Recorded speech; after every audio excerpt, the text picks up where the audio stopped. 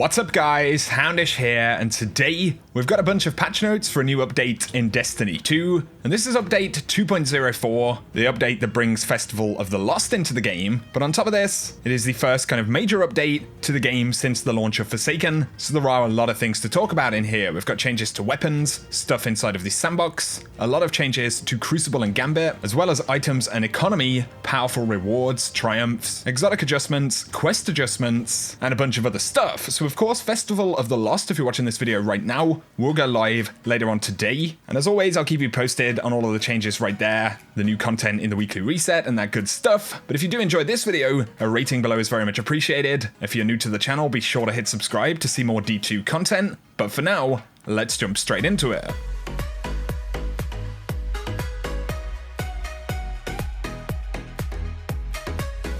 So as I mentioned, this update brings a lot of changes to Destiny 2 across the board. We'll start out by talking about items and economy, but first up, update 2.04 is now live in the game. You'll need to download this before you jump into Festival of the Lost. So for item and economy changes, Bungie have fixed an issue where powerful gear could sometimes drop at the same power level as a character or below. They've raised the low end of powerful gear, which slightly increases the average power upgrade per powerful drop. So what this actually means is that powerful upgrades, powerful drops in general, are going to be a little bit better than what they have been. And so if you're still power leveling or collecting stuff to maximize your characters, then this is going to be really good. So do bear that in mind when you're picking up powerful rewards this week.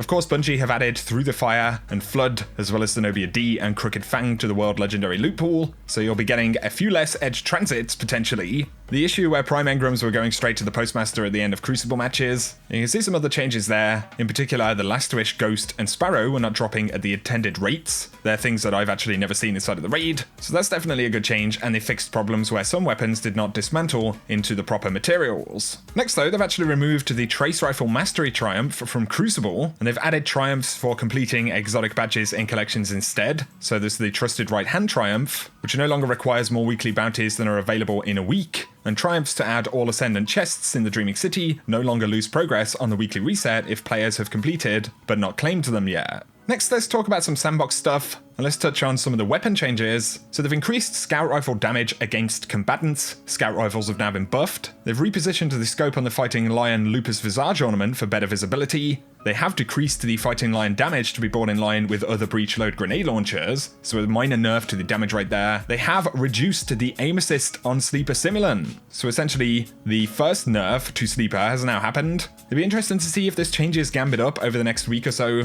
Let me know any experiences that you guys have with that, but they have buffed aim assist on linear fusion rifles, which doesn't include Sleeper Simulant, so they're trying to increase the popularity a little bit on linear fusions. They fixed a problem where Dynamic Sway Reduction and Zen Moment would not function properly when combined with Lunafaction Boots or Rally Barricade, a problem where the Taken Spec mod description was displaying twice in the weapon tooltips. You can see right there are a lot of bug fixes and adjustments to visuals and things like that on weapons. Also some audio issues, as well as UI stuff, so not major changes to weapons in general, but more kind of bug fixes. There are sandbox ability changes though for different classes. So for Titans, Throwing Hammers can now only be picked up if your own Throwing Hammer ability is not fully charged. They fixed an issue in which the Burning Maul slam attack was unintentionally triggering melee-based perks. The Banner Shield can no longer be over-penetrated by weapons, with perks such as armor-piercing rounds, and Resupply can now also benefit allies behind obstacles. For the Hunter, they fixed an issue in which Kill Clip would not trigger if players reloaded their weapon using Marksman's Dodge, while having the Dragon Shadow exotic chest armor equipped.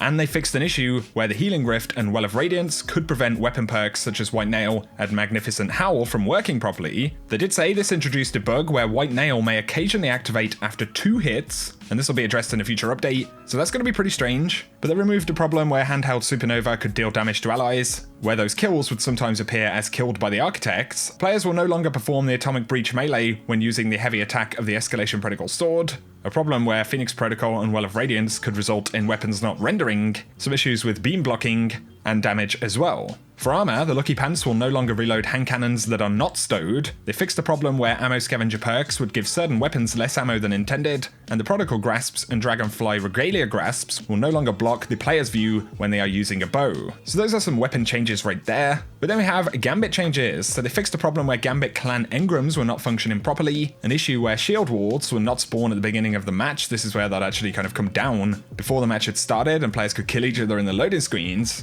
A problem where matchmaking for Gambit would sometimes take longer than intended, sometimes resulting in players being removed from the match. They have re-enabled quitter penalties, and fixed the problem where the invasion portal would sometimes not open throughout the match. Now we've got Crucible, including Iron Banner, so they fixed the problem where Iron Banner engrams actually displayed a higher power level than intended. That's why they were showing at whatever it was a really high power level. They were basically appearing as powerful rewards, but they no longer do that. A problem where Iron Banner token rewards from matches were doubled, but on top of this, of course, now all of the Iron Banner bounties will reward powerful gear, and they've made some changes that you can see on the screen to the number of kills actually required to complete those bounties, as well as match wins and stuff like that. Next though, Bungie lists some general changes to Crucible that are worth breaking down. So in general, they fixed an issue where the kill feed would no longer display under certain circumstances, the capture zone waypoints no longer pulse when progress state changes, or when a power play is in action in the Iron Banner. They fixed an issue that prevented audio cues from playing when players are revived inside of Countdown, so there have been a couple of bugs in the Countdown mode, but they should now be resolved. On top of this, for medals, inside of the Breakthrough game mode, they fixed an issue where the Quick Strike medal could be rewarded for a short time after deploying the Breaker,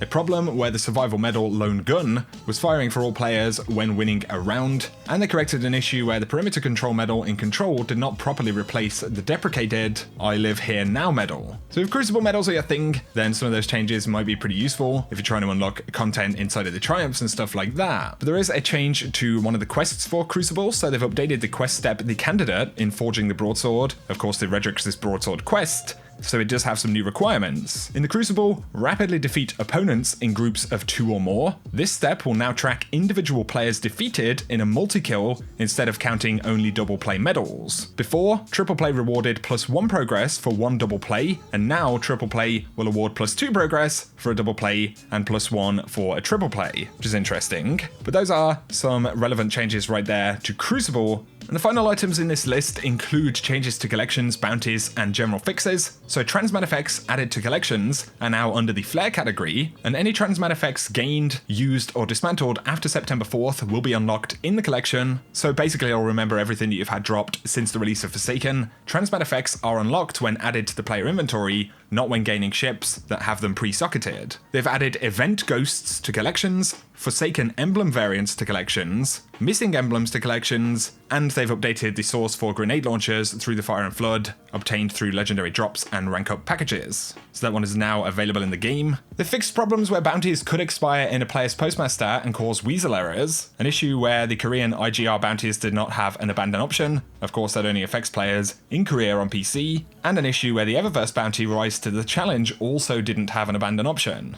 Now they've updated and fixed issues where boosted players could not receive the Destiny 2 achievements for boosted classes. Players will now receive the achievement when unlocking the first node of a new subclass. They fixed an issue where players could not receive credit for Destiny 2 achievement when completing the weekly flashpoint. The Sturm quest will now increment when picking up legendary and exotic engrams. Pinnacle wanted bounties from the Spider will now complete for all members of the fire team. Bakken, the Relentless, can now be summoned in the Devalian Mists. They fixed an issue where the Blind Well could become locked if multiple players tried to activate it at once. Heroic completions in the Rift Generator public event now consistently grant appropriate rewards and properly counts towards heroic public event completions. They fixed an issue where players were unable to access the Strike playlist, and issues where enemies would not spawn during the Kali, the corrupted raid encounter. And so, I believe those are all of the changes right there inside of update 2.04. That's what's going to affect everything in the game right now. Of course, we do have some festival updates and things like that. Festival of the Lost will go live later on. And I'll be keeping you guys posted over the weekly reset with some guides to unlocking the content in Festival of the Lost. But we should mention that there will be more changes to the game on October 30th, and that includes updates to the Malfeasance quest. That boss will spawn more regularly.